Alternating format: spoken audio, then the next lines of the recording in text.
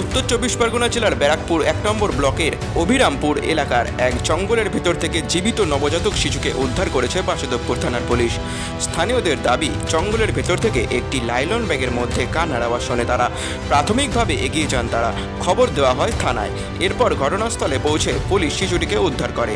তাড়াঘড়ি করে শিশুটিকে নিয়ে যাওয়া হয় নৈহাটি স্টেট জেনারেল হাসপাতালে।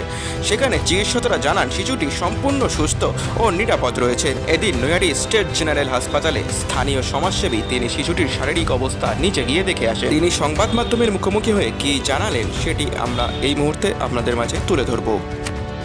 চলুন দেখে নিই কি বলছেন তিনি। কলকাতা রায়ের প্রতিনিধি, বারাকপুর ব্লক 1-এর ব্লক কোঅর্ডিনেটর শামীম খান। এখানে এসছি বারাকপুর ব্লকের আন্ডারে আপনার পানপুর কেউটিয়া গ্রাম পঞ্চায়েতের অন্তর্গত অভিরামপুর গ্রামে আজ সকালে একটা অজ্ঞাত পরিচয় একটা নবজাতক শিশু উদ্ধার হয়েছে।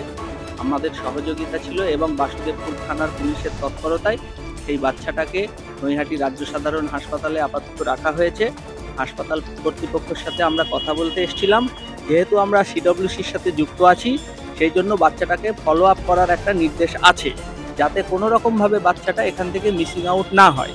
তার জন্য এসেছিলাম। হাসপাতাল কর্তৃপক্ষের সাথে কথা বলে আপাতত এটুকু জানা গেল, তার বাচ্চাটার অবস্থা স্থিতিশীল, সে সম্পূর্ণ নিরাপদে আছে।